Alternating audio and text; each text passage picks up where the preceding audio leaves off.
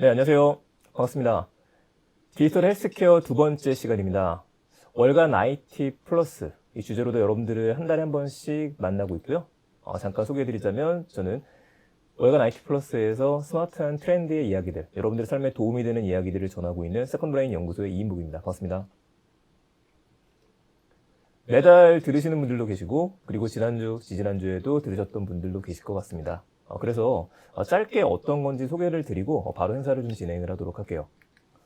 IT 플러스는 여러분들의 일상에, 그리고 삶에, 그리고 업무에 IT를 좀 더하자라는 의미로 만들어진 행사입니다. IT라고 하는 거는 우리 인생 전반에 걸쳐서 지금 영향을 미치고 있죠. 이것 때문에 2018년도부터 시작을 했었어요. 2018년도에는 월간 IT 트렌드라는 이름으로 오프라인 행사를 꾸준히 진행을 했었습니다. 그래서 한 달에 한 번 정도씩 헬스케어라든지 핀테크라든지 스마트 모빌리티라든지 주제를 바꿔가면서 진행을 해왔습니다. 다만 2020년에는 우리가 코로나 행사 때문에 지금도 그렇지만 만나지 못하고 있죠. 그래서 발빠르게 언택트에 맞춰서 행사를 좀 바꿨습니다. 지금과 같은 웨비나로 만나 뵙고 있고요. 웨비나 행사가 끝나고 나서 혹시라도 놓치신 분들이 계시면은 유튜브 채널을 확인하시게 되면은 드림플러스 채널에서 월간 IT 플러스를 다시 보실 수 있습니다. 그래서 현재 행사는 월간 IT 플러스, 드림플러스하고 세컨드 브레인 연구소 함께 진행을 하고 있습니다. 행사는 이런 내용으로 진행을 했었어요. 메타버스에 대한 이야기들, 일상 속 로봇을 읽는 이야기들, CS2021에 대한 얘기들, 이런 내용들이 이어졌었고요. 바로 지난주 행사에서는 헬스케어에 대해서 개인과 기업으로 나눴던 것들 중에 개인 편에 대한 것들에 집중을 좀 했었습니다. 그리고 오늘은 기업에 대한 이야기를 좀 드릴 거예요. 자, 사전에 항상 제가 강의를 진행을 할 때마다 이야기를 하고 있습니다. 강의가 끝나고 나서도 다음 달에 저희가 만나기 전까지 IT에 대한 소식들이 궁금하다 하시는 분들 계시면요, 지금 앞에 QR코드를 잠깐 띄워놨습니다. 카카오톡 들어가셔갖고요, 위에 있는 검색창 누르신 다음에 스캐너 활성화시키거나 아니면은 스마트폰에서 렌즈 활성화시켜서 비춰보시게 되면은 오픈 채팅방에 들어오실 수 있을 겁니다. 비밀번호는 아직 변경하지 않아서 2020으로 되어져 있고요. 이거 확인하고 나신 다음에 입장하시고 나서 일단 오늘 궁금하신 점들이 있으신 것 같은 경우에는 이벤트스 페이지에 질문 남겨주시게 되면은 오늘 3명의 연사들이 강의가 끝나고 난 다음에 질문에 답하는 시간을 가질 겁니다. 그리고 그 이후부터는 나는 이런 것들이 궁금하다, 혹은 이런 소식 없을까요? 라는 질문들을 옮겨주시게 되면요, 해당 방에 있는 저 말고 다른 전문가분들께서도 참여해서 관련된 이야기들을 나눌 수 있을 것 같습니다. 여러분들 접속하실 때까지 한 10초 정도 기다렸다가 진행을 하도록 할게요.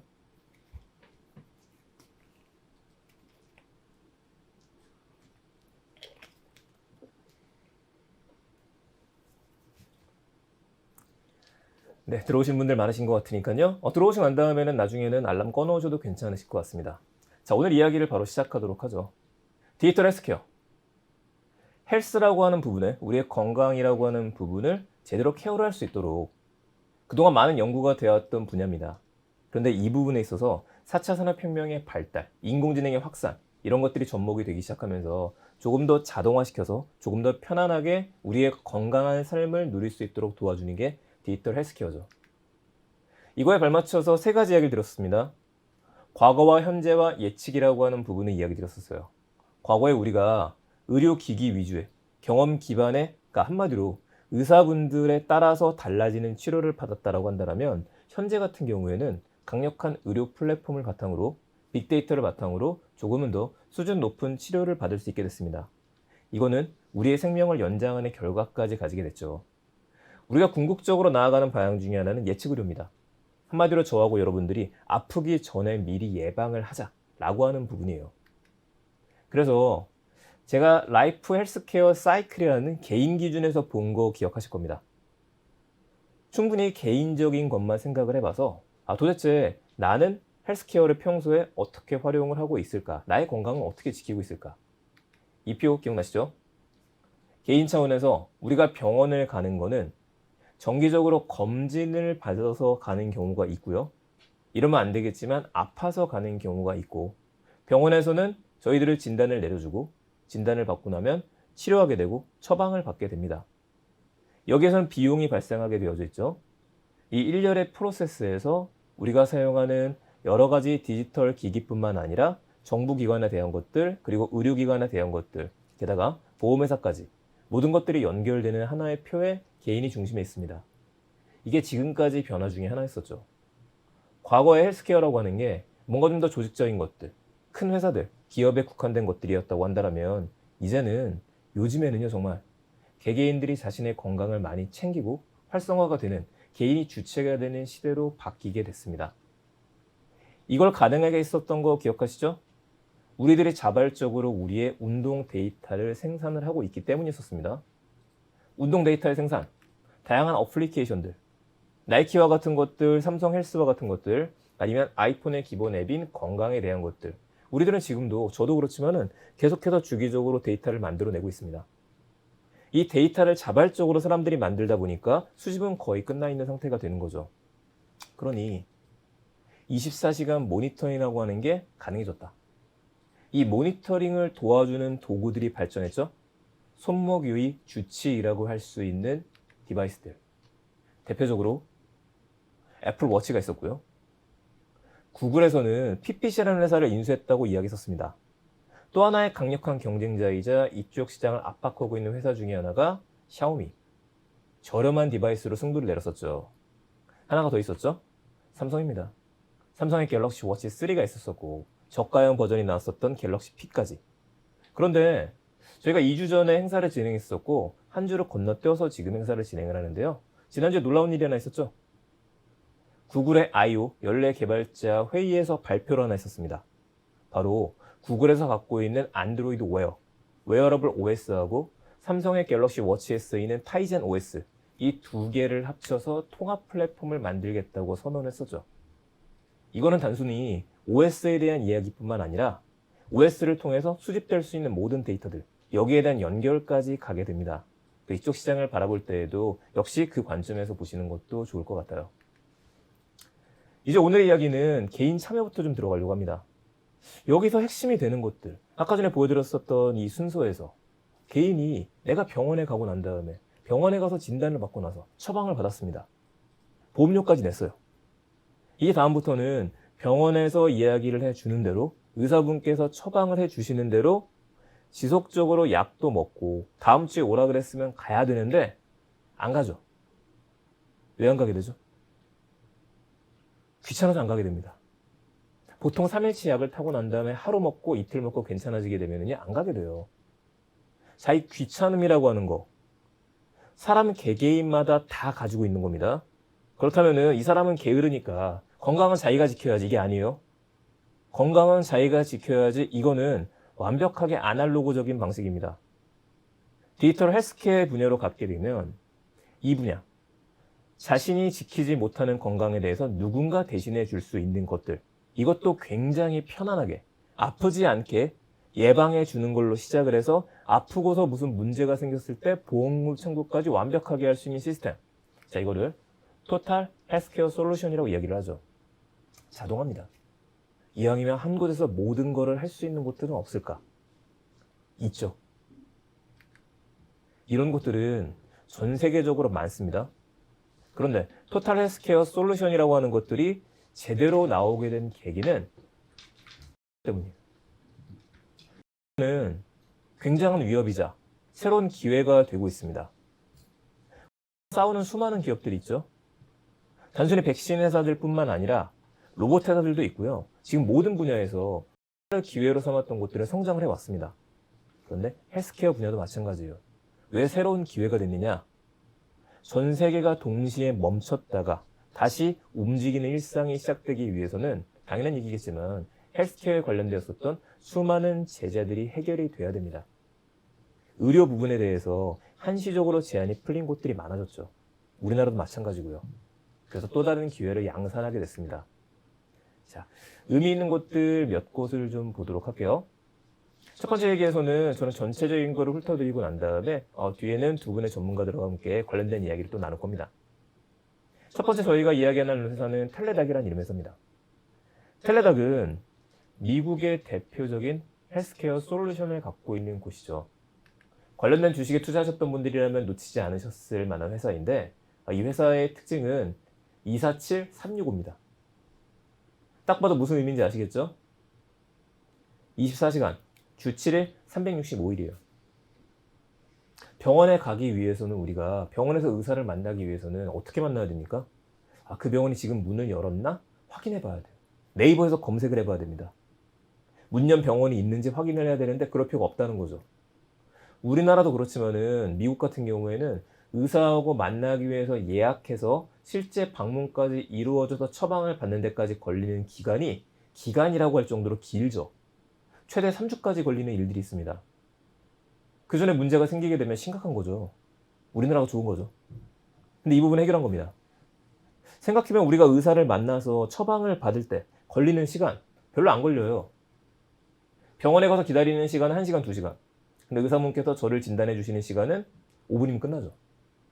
이거를 해결할 수 없을까? 만약에 이거를 해결할 수 있다라고 한다면 환자들, 우리들의 시간뿐만 아니라 의사분들의 진료 시간도 줄일 수 있게 됩니다. 더 중요한 환자에 대해서 더 많은 시간을 할애할 수 있게 바뀌는 거죠. 자, 이 부분을 해결한 서비스였어요. 미국 원격 의료의 선두주자입니다. 미국 시장 점유율이 70%로 1위예요. 그런데 이 회사는 B2C를 갖고 있는 게 아니라 사업 영역도 잘 가지고 있죠. B2C에서 개개인들이 돈을 내게 만드는 건 항상 힘든 일입니다. 이쪽에 서비스를 시작했던 거는 포춘 500대 기업 중에서 70% 정도의 기업 고객들이 가입을 했죠. 우리 직원들을 위해서 헬스케어를 우리가 한다. 원격 진료를 해주겠다. 이게 들어갔던 겁니다. 게다가 리본거라고 하는 회사하고 합병을 하게 되면서 더 성장하게 됐었죠. 이 리본거라고 하는 회사는 만성질환 모니터링 서비스입니다. 당뇨와 혈압, 체중, 정신과 진료 등에 특화가 돼 있었어요. 그러니까 시너지가 나기 때문에 많은 회사들이 그리고 많은 투자가들이 텔레답과 리본거의 합병을 지켜봤었죠. 빼놓을 수 없는 회사가 하나 더 있네요. 지금 케어라고 되어 있는데 많이 봤던 로고가 들어있습니다. 밑에서부터 살짝 화살표가 올라가 있는 이거를 살인 미소라고도 표현했었죠. 아마존이죠. 아마존이 갖고 있는 아마존 케어입니다. 아마존이 자신의 직원들을 위해서 일부 지역에서만 진행을 했었던 아마존 케어를 미국 전역 직원들한테 제공을 하겠다고 선언을 했죠. 이게 3월 달의 일이었었습니다. 아마존이 내부 직원을 위해서 서비스를 시작했다. 이 데이터가 쌓이고 나면은요, 관련된 규제들을 조금 더 해결할 수 있다라고 한다면 얼마든지 일반인들을 위한 서비스로 나아갈 수 있다라는 것을 보여주는 거죠. 케어 서비스는 이런 식으로 이루어집니다. 원격 의료 스케줄을 잡고 그렇다면 담당자가 직접 와서 혹은 가정으로 와서 의사분들이요 진단해 주는 겁니다. 주치의가 오는 거하고 똑같죠. 여기다가 처방전이 생기게 되면 처방전을 배달까지 해주는 서비스. A부터 Z까지 완벽하게 누군가의 건강을 관리를 해준다. 매력적이지 않나요? 근데 배달이라는 얘기가 나왔습니다. 처방전을 배달해준다? 약을 배달해준다는 이야기죠. 아마존한테 가장 잘 어울리는 분야죠. 배달 분야, 딜리버리 분야죠. 이게 가능한 이유. 이미 예전에 필팩이라는 이름의 회사를 인수를 했죠. 그리고 나서 작년 말에 아마존 파머시를 출시를 했습니다. 아마존 파머시는 약에 대한 회사입니다. 우리들이 병원에 가서 처방전을 받고 난 다음에 2주 뒤에 다시 오세요, 아니면 다음 주에 다시 오세요. 가지 않죠. 귀찮거든요. 근데 이 부분을 해결해 준 거예요. 아까 말씀드렸었던. 내가 가지 않아도 알아서 약을 나에게 배달을 해준다. 약을 정기 배송해서 받을 수 있습니다. 필팩이라는 회사는 2014년도에 창업했던 회사예요. 이 사이트에 제가 자주 가는 약국으로 입력하기만 하게 되면 이 약국에서 처방전을 필팩으로 양도를 해주죠. 그럼 정기 배송 서비스로 들어가게 됩니다. 다만 아무 약이나 해줄 수는 없기 때문에 지속적으로 먹어야 되는 약들, 고혈압이라든지 당뇨라든지 고지혈증이 계시는 분들, 만성질환 환자분들을 위한 영양제와 보충제 같은 것들을 한 팩으로 담아서 배달해 줍니다. 봉지도 예쁘게 돼 있어요. 이건 아침에 먹는 겁니다. 저녁에 먹는 겁니다. 이 분야를 아마존이 탐내지 않을 리가 없겠죠. 자, 아마존답게 정식 서비스를 시작하면서 하나의 서비스가 더 들어갔습니다. 바로 멤버십이죠. 아마존의 가장 큰 핵심 사업이자 무기인 멤버십. 아마존의 프라임 멤버십에 가입한 고객이라고 한다면 약을 할인해 줍니다. 우리나라 같은 경우에는 A라는 약국하고요, B라는 약국이었을 때 약의 가격이 완벽하게 다르게 되면 문제가 됩니다. 미국은 그런 게 없죠. 뭔가 좀 불투명하다 보니까 이걸 우리가 해결해주겠다. 금액을 명확하게 보고 난 다음에 복제약의 경우에는 최대 80% 정도, 그리고 브랜드약 같은 경우에 40%까지 회원들에게 할인 판매하겠다. 이런 서비스를 하기 시작합니다. 그래서 이 분야는 꽤 많이 성장할 걸로 보고 있어요. 자, 아마존 하면 하나를 더 해야겠네요. 웨어러블이죠. 방금 전에 손목위에 주치의라는 얘기를 들었습니다. 손목위에 주치의가 있으면 좋겠는데 현재까지는 웨어러블 디바이스의 강자 4군데를 보여드렸었죠. 구글, 애플, 삼성, 샤오미였었습니다. 근데 아마존이 이 4곳 중에 한 곳하고 손을 잡는다는 건 아마존답지 않죠. 그래서 아마존도 자신들만의 디바이스를 만들었죠. 아직까지는 약한 점은 많이 있습니다. 디바이스가 오래 가지도 않고 가격도 비싼 편이에요. 하지만 이게 만약에 제대로 자리를 잡는다면 아마존 케어에 가입한 고객들한테 아마존이 잘하는 게 그거거든요. 이걸 무료로 나눠준다라고 한다면 프라임 멤버십 고객들한테는요, 블랙 프라이데이 때 할인해서 주는 겁니다. 이거를 할 수 있는 토탈 솔루션을 갖고 있기 때문에 아마존이 무섭다라는 이야기를 하죠. 하나가 더 있죠. 이미 집집마다 가지고 있는, 우리나라 아닙니다. 미국이죠. 아마존 에코. 스마트 스피커에서 심박수 측정까지 가능하다는 이야기가 나왔었죠. 제가 아마존을 계속 무섭다고 하는 이유는 이것 때문이죠. 모니터링, 원격 진료, 진단과 처방, 처방약에 대한 배송, 필요할 땐 진료 예약하고 방문하는 것들, 모든 토탈 솔루션 뒤에는 프라임 멤버십이죠. 이거를 위해서 가는 것들입니다. 다른 회사들이 못하는 것들을 갖고 있어요. 예를 들어 다른 회사들이 우리는 건강 데이터를 모아서 상품을 주겠습니다. 한두 개는 줄 수 있을 것 같아요. 여러분들이 건강 다이어트를 위해서 스타벅스 상품권을 쏘겠습니다. 이건 가능할 것 같아요. 그런데 그건 한시적이죠. 근데 아마존과 같이 모든 것들을 제공해 줄 수 있는 회사가 있다면 엮을 수 있는 상품이 더 많아지게 되는 겁니다. 이거와 비슷한 회사들이 국내에도 있죠. 한국의 아마존, 이걸 넘어서 아시아의 아마존이 되기를 꿈꾸는 쿠팡이나 아니면 네이버, 그리고 카카오, 이 모든 것들도 앞으로 더 많은 생각들과 더 많은 포지션들을 보여줄 수 있을 거라고 생각을 합니다. 자, 이제 중국으로 가볼게요. 중국의 경우에는 중국 역시도 2014년부터 원격 의료가 허용이 됐습니다. 그리고 2016년부터 2030년까지 헬스케어 플랫폼이 제대로 구축되기 시작했죠. 비즈니스 모델 육성 계획도 발표를 했어요. 그리고 코로나가 터졌었죠. 코로나 이슈가 있으면서 중국의 헬스케어, 토탈 헬스케어 시장도 꽤 많은 기업들이 성장할 수 있는 계기가 됐습니다. 이 중에 대표적인 회사가 바로 이 회사죠. 핑안그룹 산하에 있는 중국 최대 온라인 원격 진료 플랫폼 핑안굿 닥터입니다. 설립된 시기가 2014년입니다. 아까 전이랑 비슷하게 가네요. 원격 의료가 허용이 되면서. 계속해서 규제하고 같이 갈 수밖에 없는 분야입니다. 3.1억 명의 고객. 이거는 뭐 무시하셔도 될 것 같아요. 중국이니까. 일단 인원이 많죠. 인터넷 병원도 가지고 있고 여기에서도 역시 마찬가지로 247, 24시간 주 7일 의료 서비스를 제공을 합니다. 3,000개 이상의 네트워크를 갖고 있고 5만 명 이상의 의사를 갖고 있다. 9만 개 이상의 약국을 확보를 하고 있다. 혼자서 모든 걸 다 하는 게 아니라 이렇게 연결점에서 중심에서 플랫폼으로 사업을 하고 있습니다. 다른 회사들은요. 계속해서 관심 있게 신문기사를 보셨던 분들이라면 징등 헬스가 상장했다는 내용 보셨을 겁니다. 징등닷컴이라고 하는 쇼핑몰이 있죠. 알리바바 비슷하다고 보시면 됩니다. 아까 그래서 제가 아마존 이야기를 드렸잖아요. 아마존? 미국에 아마존이 있으면 중국에는요. 알리바바가 있죠. 알리바바에서는 알리 헬스를 가지고 있죠.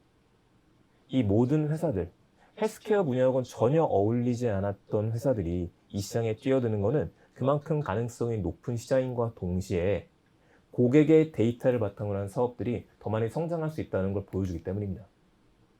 국내는요? 국내는 예약 서비스 같은 경우에는 굿닥과 똑딱이라고 하는 서비스들이 있죠. 이거를 통해서 여러분들이 주변에 어떤 병원이 있는지 확인하고 예약까지 할 수 있는 것들. 2019년만 하더라도 활성화되지 않았습니다.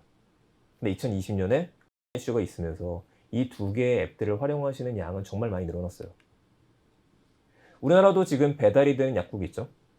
배달약국. 배달약국의 이름을 닥터나우로 바꿨죠. 아직 정식적으로 허용이 된 건 아닙니다. 근데 이슈가 있으면서 한시적으로 허용이 된 상태이기 때문에 근데 퀘스천 하나 남아있죠. 지금 이슈 때문에 한시적으로 열어줬었는데 이걸 다시 제약으로 걸 수 있을 것이냐. 이건 기다려봐야 될 것 같습니다.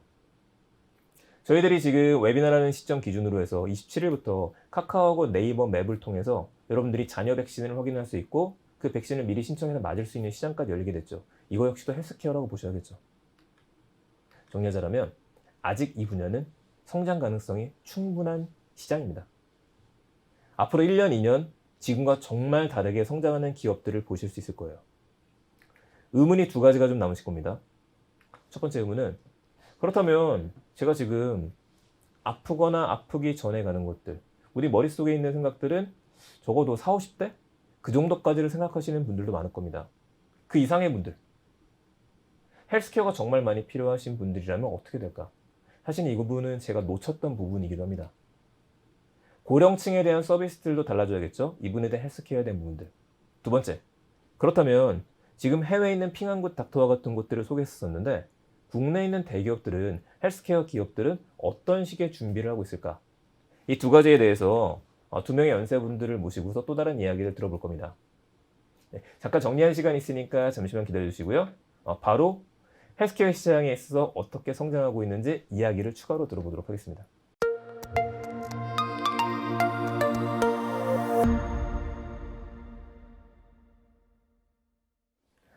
네, 디지털 헬스케어 두 번째 날 저희 세 명이서 이야기를 나눠봤습니다. 사실 뭐 저에 대한 이야기보다도 두 분의 이야기를 집중해서 더 많이 들으셨을 것 같은데요. 저도 꽤 재밌게 들었습니다. 지금 질문이 나온 것들이 있는데 이 디지털 헬스케어라는 이야기가 사실 좀 어려운 이야기다 보니까 큰 범주에 대한 질문들이 나온 것들이 좀 있습니다. 그래서 우선은 저희가 좀 보면서 이야기를 하도록 할게요. 자, 첫 번째 나왔던 질문은 좀 무겁네요. 팬데믹 이후에 디지털 헬스케어가 어떤 방향으로 나아갈까요? 이 나아가는 방향에 대해서는 저희가 아니라 정책을 결정하시는 분들하고 얘기할 것 같기는 한데 아마도 이제 저희 세 명에서 각자 하는 일들이 또 다르고 다른 분야에 있다 보니까 저희가 생각하는 것들이 궁금하신 것 같습니다. 먼저 대표님부터 이제 스타트업이시고 하고 계시는 분야도 약간 다른 쪽을 하고 계시니까요. 생각하시는 디지털 헬스케어의 방향, 앞으로 팬데믹이 끝나게 되면 어떻게 될까? 이거 한번 좀 말씀 주실 수 있으실까요?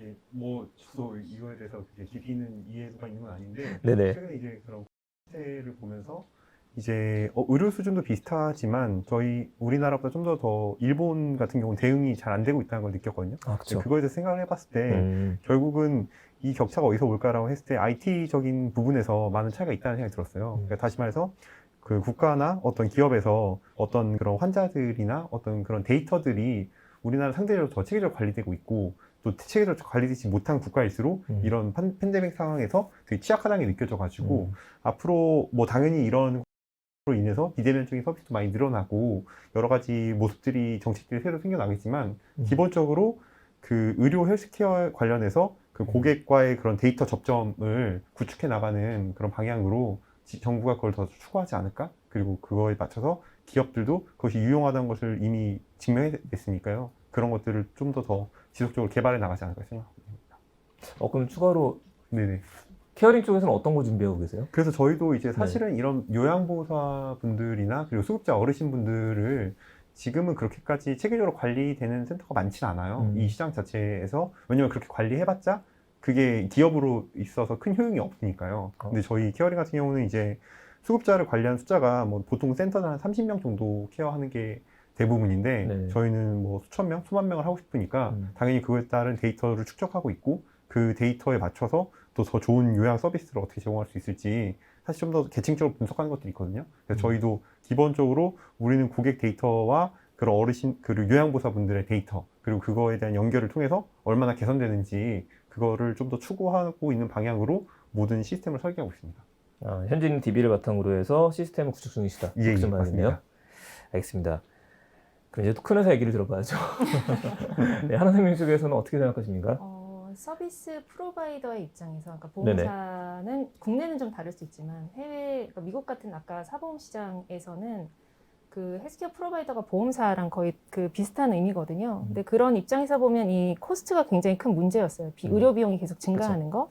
그래서 그 테크 기업들이랑 계속 협업을 하면서 원격 의료 같은 걸 막 준비를 하고 있었는데 사람들의 심리적인 장벽이 있었던 거죠. 이게 불편한데? 라고 생각하거나 내 개인정보가 막 유출되는 거 아니야? 라는 불안감이 이에 대한 공포가 엎어버린 거예요. 그래서 CES 올해의 행사를 보면 디지털 헬스케어가 큰 세션이었는데 그걸 완전히 넘어서면서 이 서비스들이 바로 그 소비자들한테 전달되는 형태가 됐었거든요. 그러면서 막상 겪어보니까 이거 괜찮은 면들이 사실 존재하잖아요. 그 경험들이 쌓여서 어느 정도로 이 트렌드가 유지될 것 같긴 해요. 국내 같은 경우에도 원격 의료가 여러 가지 의료에서 막혀 있었지만 그 의료가 필요하신 분들도 여전히 계시긴 하단 말이죠. 그래서 그런 경험이 남아서 뭐 이게 약간 거품처럼 좀 사라지는 면도 있겠지만 남아있는 네. 부분들도 존재할 것 같다는 생각이 듭니다. 네, 굉장히 중요한 말씀을 해주신 것 같아요. 경험이라는 말씀을 해주셨는데 이제 제 입장에서는 저는 이제 뭐 책을 쓰는 저자이고 기업에서도 트렌드에 대한 것들을 읽어서 전하는 역할을 하다 보니까 제 입장에서 이야기를 드리면은 디지털 헬스케어는 앞으로도 지속이 될 것 같습니다. 그렇게 좀 확신을 갖고 있는 이유 중에 하나가 지금 이제 브랭크에서 경험이라는 말씀을 해주셨는데 이거를 우리가 절대로 잊어서는 안 되거든요. 우리한테 준 경험 중에 하나가 뭐냐면은 저희들이 어디를 가더라도 꼭 우리들을 인증하는 QR코드를 찍고 들어가는 게 있었어요. 그거를 경험하기 시작했죠. 이 경험이 디지털로 우리가 뭔가를 나를 입증할 수 있고 쉬워졌구나. 집에서 주문하시는 분들이 늘어나기 시작했죠. 생필품을. 자, 이런 경험이라고 하는 것들이 기존에는 기업들이 노력을 해야지만 홍보를 해야지만 이것 좀 제발 한번 써보세요 해야지만 사람들이 했던 거였는데 지금은 모두가 일시가 정지된 상태가 되다 보니까 자발적으로 강제적으로 경험을 한 상태가 됐습니다. 운동 데이트는 마찬가지거든요. 운동 안 하셨던 분들 같은 경우에 헬스장 문 닫으니까 아침에 나가면 다 뛰어요. 다 동네를 뛰시는데 그냥 뛰면 심심하거든요. 그 뭘 하기 시작하느냐. 아까 제가 보여드렸었던 4만 원짜리 디바이스라든지 애플워치라든지 삼성워치라든지 헬스라든지 이런 것들을 차고서 자기 데이터를 보면서 이렇게 하게 되면 서로 뛰는 모습을 보다 보니까 경쟁심이 일어나시는 분들 굉장히 많이 생겼습니다. 그럼 이런 분위기가 사라지지 않을 거거든요. 언택트라는 걸 한번 경험했기 때문에 특히 원격 의료라는 경험했기 때문에 오히려 저는 이번 이슈가 끝나게 되면은 조금 더 제대로 논의가 이루어지고 난 다음에 고도화가 되지 않을까. 그러니까 우리가 예전으로 돌아갈 수는 없잖아요. 그래서 이 시장을 사실은 저도 지난번 그리고 이번에도 계속 준비를 하면서 굉장히 긍정적으로 바라보고 있기는 합니다. 예, 제 편이 되었으면 좋겠고요. 자, 두 번째는 더 어려운 질문이 하나 나왔는데 우선은 개별적으로 제가 또 질문을 준비한 게 있었고 그 이야기 좀 드리고 시작할게요. 자, 케어링 얘기를 듣다 보니까 궁금한 게 생겼습니다. 이 케어링이라는 회사를 지금 굉장히 많이 성장하셨잖아요. 네네. 보통 전화도 많이 오시고 상담도 많이 들어오시게 될 텐데 네네네. 고객이라고 한다면 그 고객분들이 어떻게 알고서 전화가 오나요? 저희가 사실은 이제 그 방문 요양 쪽에서 아까 네. 말씀드렸듯이 되게 시급을 되게 높이 가져갔거든요. 네네. 그러니까 이제 사실은 그게 시장에서 가장 큰 페인 포인트였던 것 같아요. 요양보호사분들이 더 시급을 많이 주는 것을 되게 바라고 있으셔가지고 네네. 그렇게 해서 유입된 게 되게 많고요. 입소문이 났다라는 네, 건가요? 맞습니다. 요양보호사분들 사이에서. 네. 그리고 두 번째로는 이제 저희 시스템을 한번 경험해봤던 분들이 네. 저희가 이제 내부 지표로 중요하게 삼는 게 마케팅을 크게 태우지 않고 지인 추천으로 얼마나 들어오냐, 그러니까 레코멘드를 통한 유입이 얼마나 되느냐를 되게 네네. 많이 살펴봤는데 그게 되게 지속적으로 꾸준히 증가하고 있더라고요. 네. 그래가지고 한번 써보시면은 사실 이제 방문 센터에 대해서 그렇게 기대하는 게 그렇게 높지 않으시거든요. 네. 근데 저희는 이 전문적으로 이 방문 상담해 주신 인력만 7명을 채용해가지고 네. 그 콜센터처럼 이렇게 운영되는 게 있어서 네. 저희는 그걸 컨택센터라고 하는데 고객 접점에 있는 근데 그런 것들을 이용해 보시면은 되게 체계적이구나라는 생각이 들다 보니까 당연히 그런 체계적인 마인드에서 고객들이 또 늘어나신 것도 있고요. 또 하나 더 있으면은 요양보호사분들을 일단 첫 번째로 검증을 좀 했으면 좋겠다. 고객분 입장에서는. 그리고 두 번째로 좀 좋은 요양보호사들을 오시는 거 당연하고 또 요양보호사 좀 핏이 잘 안 맞으면은 좀 바꾸고 싶으신 니즈도 있거든요. 근데 저희는 이제 요양보호사 풀이 많다 보니까 그런 거에 있어서 고객들이 더 많은 편리성을 느끼셔서 많이 들어온 것 같습니다. 고객들이 원할 때는 얼마든지 전화를 통해서 보통 집 상담을 받으시는 것 같더라고요. 예. 접근할 수가 있고.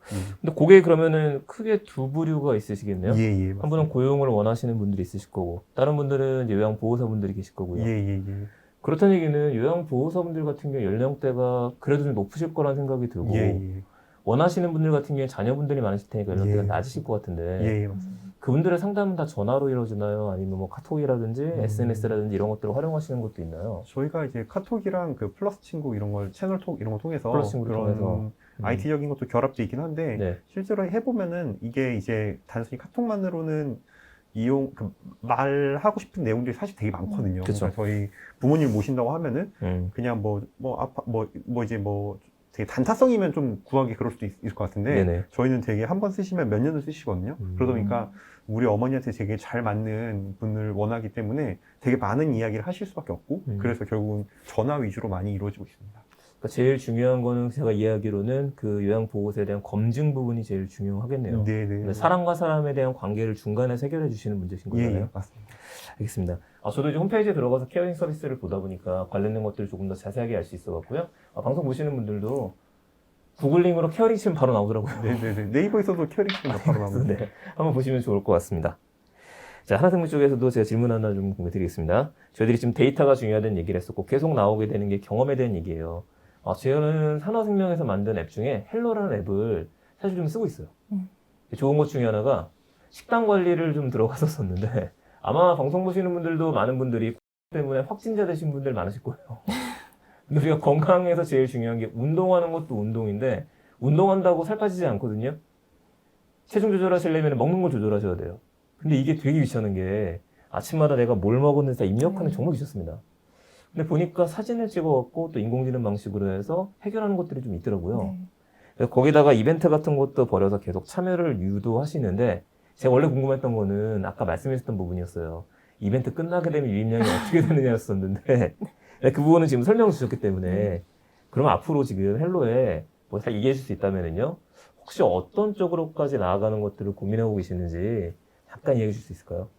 저희가 현재 고민하고 있는 부분이기는 네네. 한데요. 아까 말씀 주신 것처럼 지금 헬로 서비스를 지금 1.5 버전이 나와 있기는 하지만 1년 이상 된 서비스라서 실제로 사용자분들이 열광을 하는, 좋아하시는 부분 혹은 어려워하시는 부분을 좀 더 뎁스 있게 분석을 하려고 하고 있습니다. 그래서 예전엔 사실 저희가 그렇게 하지는 못했었는데 지금 뭐 구글 어널리틱스 같은 걸 도입을 한다던가 백단의 데이터들 분석을 통해서 이분들이 이분들이 저희 앱에서 가시는 여러 가지 루트를 보면서 어디서 많이 어려움을 겪으시고 어떤 부분에 더 많이 머무르시고 이런 분석을 통해서 좀 맞춤형으로 가려고 하고 있고요. 저희 앱 같은 경우에는 의외로 원래 저희 일반적인 보험사도 마찬가지겠지만 저희 보험사의 주고객이 40대, 50대, 60대에 네. 좀 약간 연령이 있으신 분들이 가장 큰 포션을 차지하고 있어요. 네네. 그런 영향도 있기는 하겠지만 의외로 이런 걷는 앱에 대해서 우리가 어려우시지 않을까라고 생각하는 분들도 열심히 사용을 하고 계시거든요. 그래서 그분들의 스페셜한 니즈들을 좀 더 고려를 해야 되지 않을까라고 생각을 하고 있습니다. 조금 좀 첨언을 하자면 그 부분이신 것 같아요. 그 연령대가 높으신 분들이 사실 지금 걷는 수요가 굉장히 높아졌고요. 네. 아침 때 나가보게 되면 70대 이상이신 고령층이신 분들도 정말 건강합니다, 지금요. 거의 한 10년 정도는 빼서 봐야 될 정도가 된 것 같아요. 그러니까 주위에서 동기부여 받으시면 또 열심히 하시거든요. 그 생각이 들기도 하고. 근데 앱 자체가 좀 심플하게 되어져 있는데, 저는 약간 저도 보다 보니까 아마 보험사들이 공통적인 고민이실 것 같습니다. 그 앱만으로 접근하는 건 한계가 있거든요. 네, 맞습니다. 헬로 앱도 저도 정말 괜찮다고 생각했었지만은 궁극적으로는 애플 건강이라고 하는 거하고 데이터에 대한 교환이 조금 더 제대로 되거나 이루어져야 되는데 이거는 또 생명 쪽의 문제가 아니잖아요. 그런 면이 있죠. 네네. 그러니까 저희도 1.0 버전에서는 굉장히 많은 데이터를 통해서 그분의 아까 다면의 그분의 건강 상태를 보여드리고 싶었는데 그렇게 되면 아까 말씀드렸던 것처럼 그게 허들이 돼서 이분들이 계속 그렇죠. 유지를 못 하시는 부분들이 있거든요. 그래서 일단 작은 거라도 잡아보자. 대부분의 보험사들이 첫 걸음은 그렇게 가고 있지만 초기 단계라고 생각합니다. 작년으로 기억하는데 보험사들의 약간 허들 중에 하나가 규제 중에 그 리워드 측면에서 기기를 제공해 준다라든지 이런 것들이 5만 원에서 그래도 지금 한 10만 원 정도까지 올라갔잖아요. 현재 3만 원이고요. 3만 원 정도. 네, 3만 원의 상한을 10만 원으로 푸는 방향을 논의 중입니다. 그래서 논의 기기가 됐든 그게 리워드가 됐든 네네. 더해줄 수 있는 비용, 그 갭이라는 게 좀 존재를 하고요. 뭐 건강 증진형 보험 같은 경우에는 금액이 좀 더 큰 면이 있지만 그렇죠. 여전히 사람들이 사용하고 싶어하는 기기를 구입을 하는 데는 충분하지 않은 비용이라서 그렇죠. 좀 개인의 의지가 더 중요한 면들이 존재하게 됩니다. 네, 디바이스의 금액 자체가 2~30만 원 정도는 네. 돼야지만 또 네. 적당한 금액이 되다 보니까 그쪽이 좀 해결이 돼야지 역시 또 가입하시는 분들이라든지 네. 데이터 수집도 좀 많아질 것 같습니다. 네, 지금 질문이 또 중간에 들어와서 잠깐 보도록 하겠습니다. 이왕이면 제가 전체 질문이기 때문에 쉬운 질문만 좀 보고 있습니다. 이거 잠깐 보도록 할까요? 네, 지금 질문을 좀 제가 띄웠고요.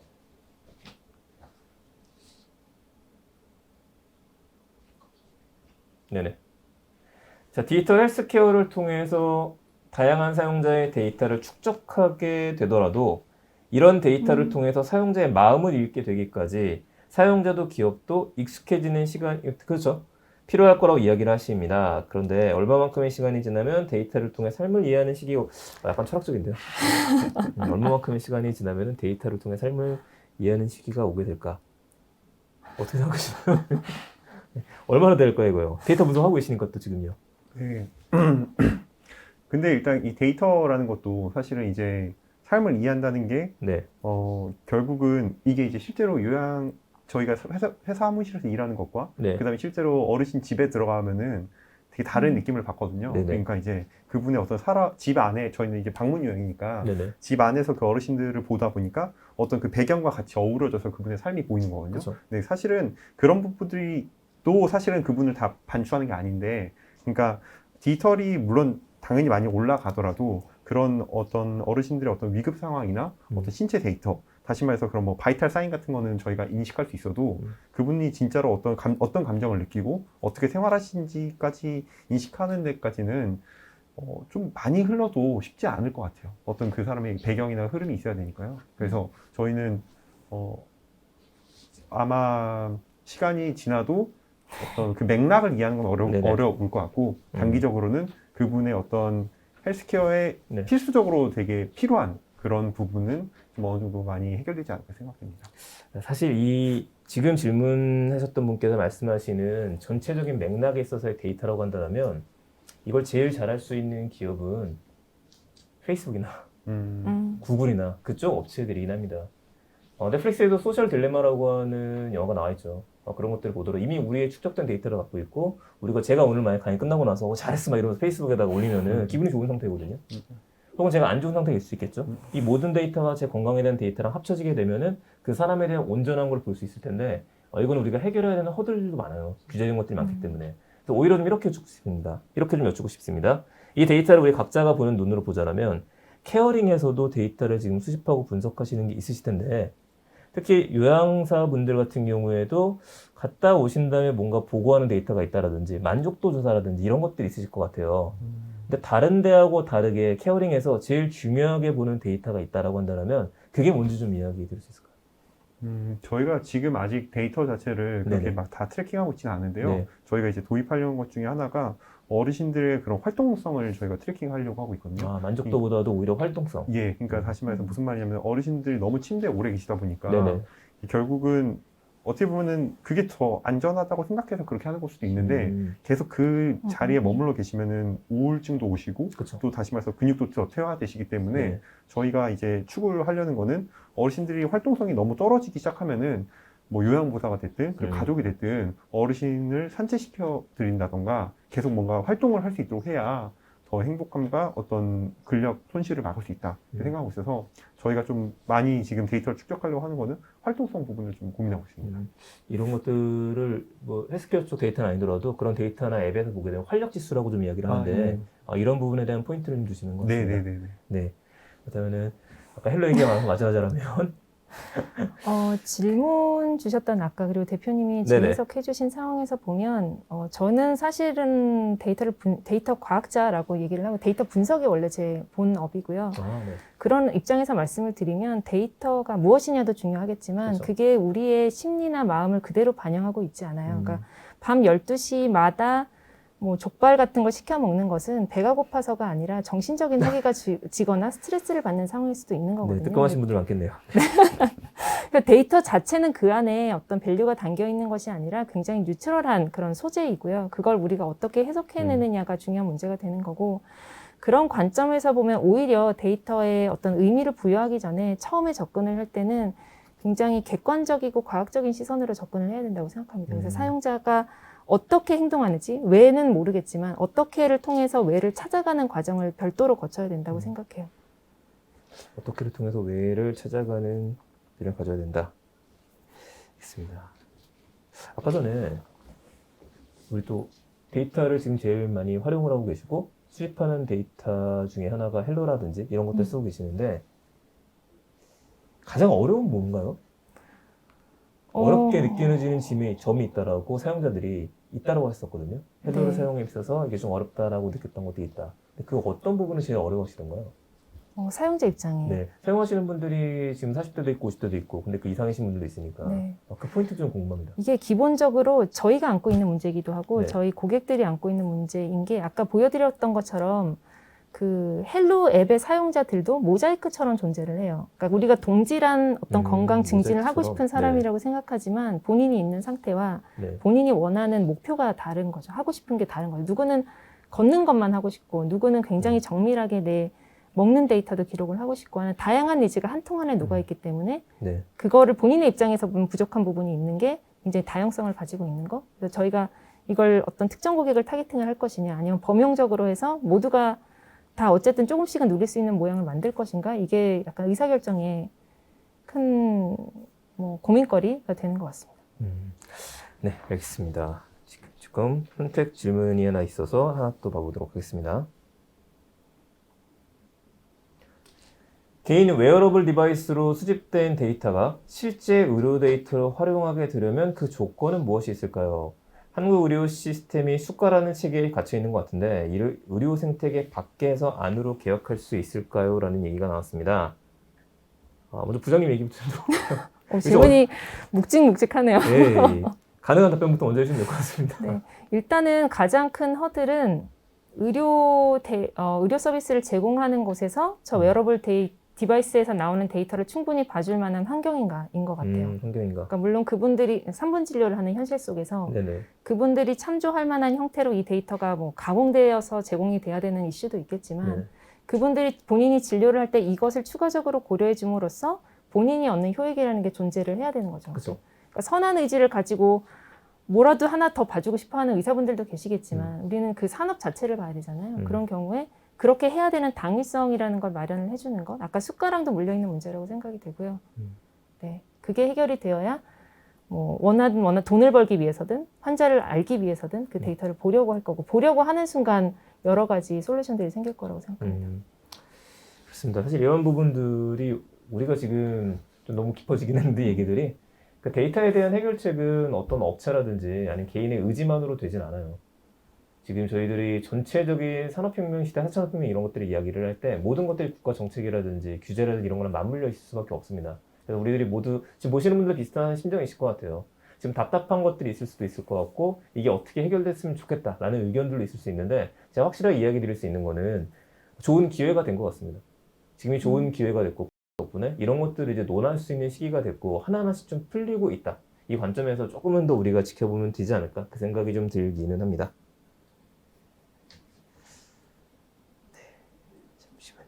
지금 질문을 이거 제가 또 케어링에 또 궁금한 점이 있습니다.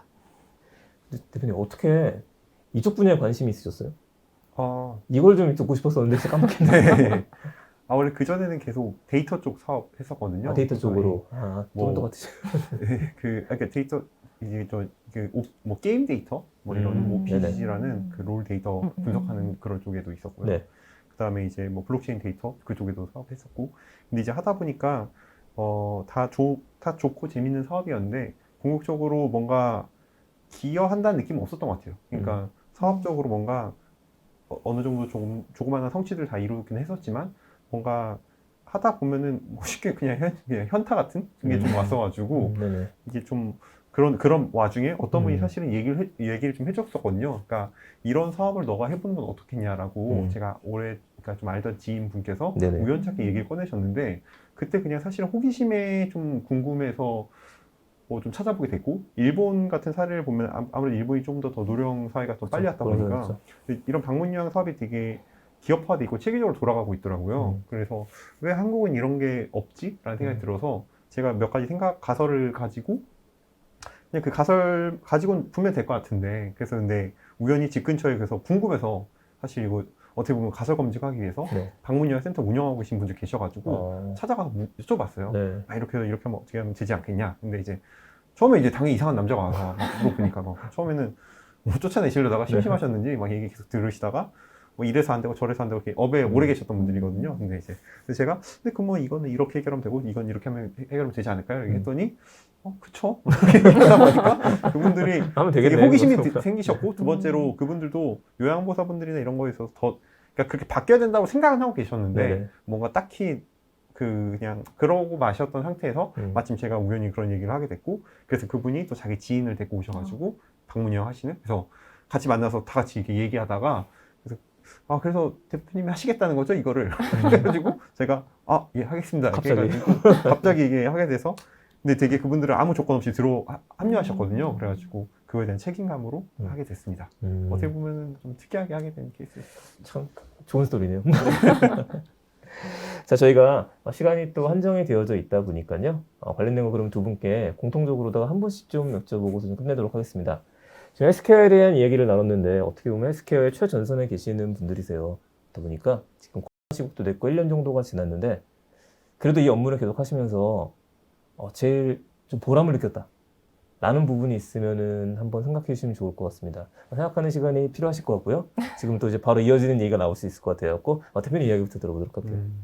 처음에 사실 이 시장 들어왔을 때는 저는 이제 시장이 워낙 크고, 네네. 그래서 이제 어떻게 보면 매출액이나 이런 것들이 훨씬 더 개선할 여지가 많을수록 저희가 회사로서 가치를 창출할 수 있는 부분이 많으니까 들어온 건 맞았어요. 근데 하다 보니까 사실은 이제 그런 것보다는 요양보호사분들이나 제가 한번 실수한 적이 있어가지고 뭐 큰 실수는 아니었는데, 그래서 요양보호사 100분한테 다 문자를 돌린 적이 있었거든요. 100분한테요? 네. 근데 그분들이 이제 다 괜찮다고, 그러니까 정확히 말하면 시급 계산을 제가 좀 잘못해가지고 한 100원 정도 낮춰야 되는 그런 적이 있었어가지고, 어떻게 보면 그분들 되게 크시거든요, 그거에 대해서. 근데 오히려 되게 노력해 주신 거 알고 있고, 그리고 이렇게 하는 회사 없다는 거 알고 있으니까 뭐 너무 그렇게 미안해하지 말라고 이렇게 막 문자를 보내주시는데, 정말로 약간 좀 너무 울컥해가지고 저는 되게 막 조마조마했었는데, 근데 그것도 있었고, 또 이 사업을 하면서 제가 못 느꼈던 거는, 이 방문요양 시장을 하면서 결국은 저도 겪게 될 사업, 그러니까 모든 대한민국 사람들이 한 번씩 거쳐가는 영역을 설계하고 있다라는 자부심이 있거든요. 그러니까 다시 말해서 제가 어떤 국가기관은 아니지만 이 방문요양 시장에 대한 시스템을 다시 더 좋은 구조로 설계할수록 정말로 국가에 도움이 된다는 믿음이 좀 강하게 있고요. 그런 거에서 되게 보람과 뿌듯함을 느끼는 것 같아요. 그래서 저도 이제 제가 놓쳤다라고 이야기 드렸었던 이유가 사실 이 시장까지는 제가 생각을 못 해봤었거든요. 근데 누군가 옆에 아픈 사람이 있으시거나, 그리고 지금 이제 부모님들의 나이를 생각하게 되면은 필요로 하는 순간이 있는데, 그때가 돼서 이런 것들에 대한 고민을 하고 찾는 것보다 이런 것들이 지금 세팅이 되어 있다라고 한다면 정말 좋겠다는 생각이 들어가지고 계속 좀 질문을 드리게 됐습니다. 네. 또 이 시장을 바라볼 때 또 리딩 기업 중에 하나로서 또 보시는 게 또 다르실 것 같아요. 예전하고 또 시국이 됐었을 때 고민도 많으셨겠지만은 조금 다르게 접근하실 것 같아갖고, 그래서 또 하나 또 얘기를 좀 듣고 싶습니다. 저희 좀 회사 차원에서의 말씀을 드린다면, 네. 로 인해서, 그러니까 디지털 헬스케어가 보험사의 입장에서도 기회가 되는 거는 맞아요. 그러니까 저희는 여러 가지 규제가 있는 상황에서 그 고객에게 접근할 수 있는 그 채널들이 제한적이기 때문에 디지털 헬스케어가 오히려 더 많은 기회들을 만들어주고 있는 것은 맞고, 그래서 이 상황으로 인해서 디지털 헬스케어 붐이 일면서 전체적으로 시장이 굉장히 성장하고 있는 상황에서 여러 가지 기회 요소가 보이고 있는 상황인 것도 맞기는 합니다. 저 개인적으로는 아까 처음에 말씀드렸던 것처럼 저는 이게 좀 심장 문제가 아닐까 생각이 될 정도로 저 보건 현장의 그러니까 첫 번째, 두 번째 줄을 읽을 때마다 저는 가슴이 뛰거든요. 그러니까 모든 사람이 본인의 상황에서 향유할 수 있는 최고의 건강 상태를 누리게 하는 게 저의 약간 삶의 목표 같은 걸로 좀 잡혀 있고요. 그래서 그걸 기여할 수 있고, 보험사가 원래는 상보에서 출발을 했어요. 상조에서 출발을 했어요. 그래서 이렇게 푼푼히 모아서 돈이 됐든 어떤 리소스가 됐든 모아서 어떤 사람이 어려움이 있을 때 도와준다는 개념에서 출발을 했거든요. 그래서 보험회사가 그렇게 생각하는 누군가 큰 어려움이 발생했을 때, 간병도 마찬가지지만 그것을 지속적으로 서비스를 제공해 줄 수 있는 굉장히 좋은 형태의 기업의 모양이라고는 생각을 하고 있습니다. 그래서 보험사에서 제 꿈을 좀 이룰 수 있지 않을까? 그런 기대를 가지고 일하고 있습니다. 네, 감사합니다. 헬스케어 분야, 디지털 헬스케어 정말 많은 이야기들도 있고 많은 분야를 준비하시는 분들도 계실 겁니다. 근데 앞으로 더 많이 성장하는 분위기고 그런 기대는 저희가 있을 것 같아요. 그래서 저도 정말 좋은 이야기들을 많이 들었던 것 같아요. 우리 모두가 건강해질 권리가 있고 충분히 우리가 건강해질 수 있는 걸 누려야 되는 의무라고 또 생각을 합니다. 이런 것들을 위해서 발전하시는 모든 분들이 잘 되셨으면 좋겠고요. 월간 IT 플러스 5월의 이야기는 여기서 마치도록 하겠습니다. 저희는 다음 달에 또 재미있는 이야기를 찾아뵙겠습니다. 그럼 다음 달에 뵙겠습니다. 감사합니다. 그럼 먼저 끝낼까요? 감사합니다.